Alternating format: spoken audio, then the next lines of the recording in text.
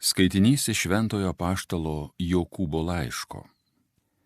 Jokūbas, Dievo ir Viešpaties Jėzaus Kristaus tarnas, siunčia sveikinimus 12 giminių, gyvenančių tarp kitatikių.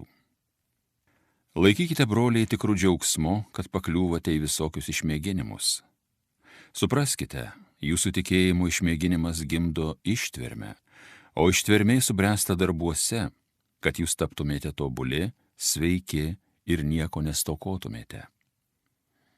Jei kuriam jūsų trūksta išminties, te prašo Dievą, kuris visiems gausiai duoda ir nepriekaištauja, ir jam bus suteikta. Tegul prašo tvirtai tikėdamas, niekiek neabejodamas, nes abejojantis žmogus panašus į jūros bangas, kurias varinėja ir blaško vėjas. Toksai žmogus tegul nemano, ką nors gausias iš Viešpaties. Toks dvilypis visuose savo keliuose nepastovus žmogus. Tegul didžiuojasi žemiau stovintis brolis savo išaukštinimu, o turtingas savo pažeminimu, nes jis išnyks kaip lauko gėlė. Juk pakyla saulė su savo kaitra, išdžiovina žolyną ir jo žiedas nubyra, jo išvaizdos grožybė pranyksta, taip sunyks ir turtuolis savo keliuose. Tai Dievo žodis.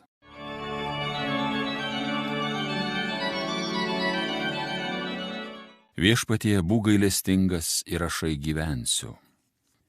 Buvau aš nuklydęs, todėl kentėjau, bet nūnai klausau tavo žodžio. Viešpatie, būk gailestingas ir aš gyvensiu. Koks esi geras, koks maloningas, šviesk mane savo mokslu. Viešpatie, būk gailestingas ir aš gyvensiu. Naudinga man pakentėti, kad tavo potvarkių tiesą suprasčiau. Viešpatie, būk gailestingas ir aš gyvensiu. Man tavo paskelbtas teisynas, didelis turtas, brangesnis už auksą, sidabrą. Viešpatie, būk gailestingas ir aš gyvensiu. Žinau, Viešpatie, jog teisūs tavo sprendimai, mane tu teisingai prispaudei. Viešpatie, būk gailestingas ir aš gyvensiu. Tavo gerumas ir mane tepaguodžia, kaip esi savo tarnui žadėjęs. Viešpatie, būk gailestingas ir aš gyvensiu. Alleluja, alleluja, alleluja. Aš esu kelias, tiesa ir gyvenimas, sako Viešpats.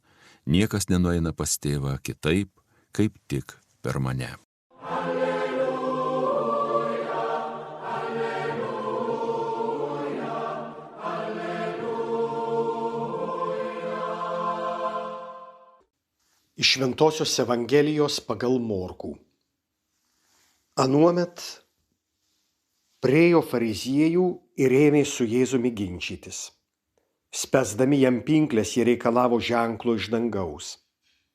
Atsidusęs iš širdies gilumos, jis tarė, ir kamgi ši giminė reikalauja ženklo? Iš tiesų sakau jums, ženklo šiai giminiai nebus duota.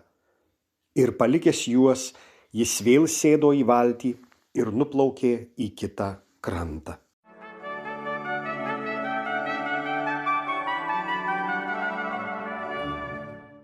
Brangūs Marijos radijo klausytojai, pirmiausia, būkit pasveikinti švenčiantys vasario 16-ąją Lietuvos nepriklausomybės atkūrimo dieną. Didi šventė kiekvienam iš mūsų, galim būti laisvi. Galim vėl džiūgauti savo Lietuvą kaip valstybę, nepriklausomą tarp daugybės kitų valstybių. Ir būti bendradarbe visų žmonių gerovei ir taikai ir ramybei. Melskim, kad taip ir išliktų, kad išliktume laisvi. Laisvų žmonių valstybė. O mums šiandien švenčiantiems yra dovanojama Šventojo rašto ištrauka, kurią privalome apmąstyti ir pasiimti savo gyvenimui. Ką pasiimsime? Pirmiausia, visai neblogai būtų prisiminti, kad Evangelija pagal Morkų daugybės mokslininkų yra skaitoma, aiškinama ir suprantama kaip katechezė būsimiesiems krikščionims. Yra manoma, kad Evangelija pagal Morkų tiesiog parašyta tiems, kurie ruošiasi krikštui. būsimiesiems Jėzaus mokiniams, katechumenams. Štai kodėl mes ją galime skaityti ir patys savo, kaip mūsų, kaip krikščionių tikėjimo ir gyvenimo mokyklą, kaip atsakymus į mums iškylančius klausimus. Ir štai šitame fariziejų ir Jėzaus ginče, ką galėtume išmokti, kas galėtų būti toks labai svarbus dalykas mums 21 amžiaus Jėzaus mokiniams. Norime ženklo, duok mums ženklą.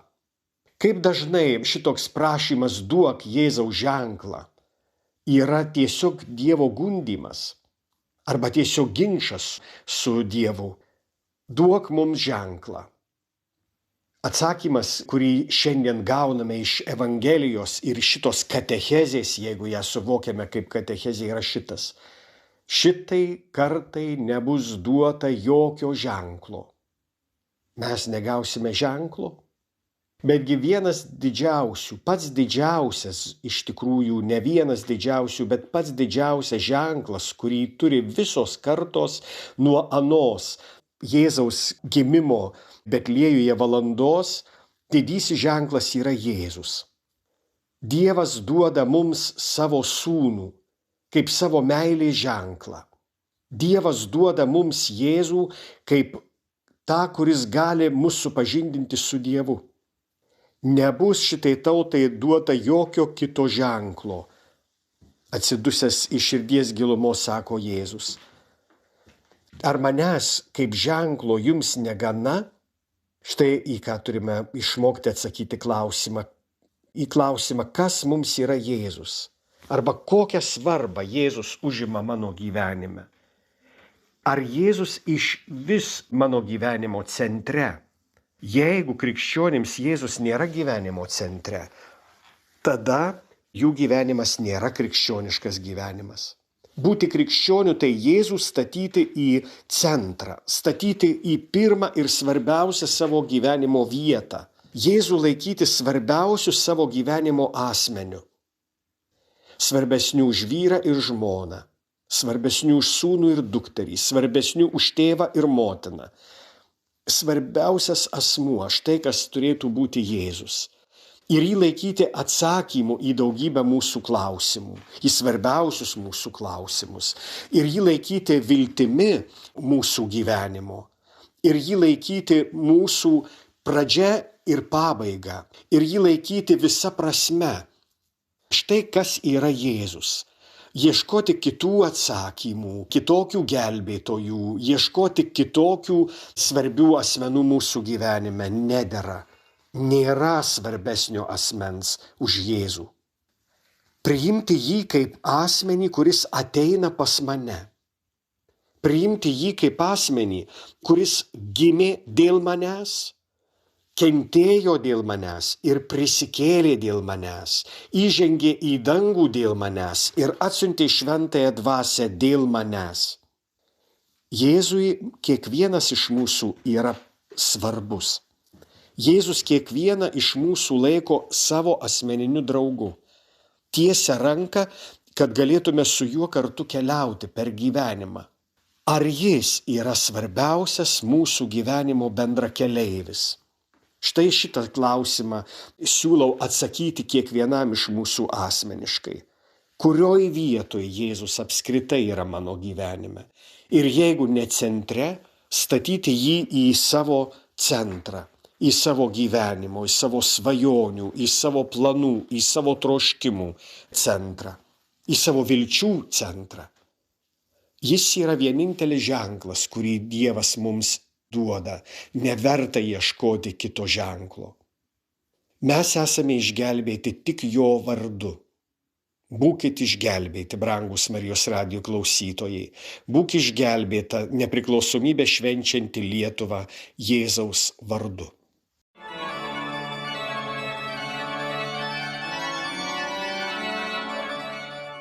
Homiliją sakė kunigas Artūras Kazlauskas.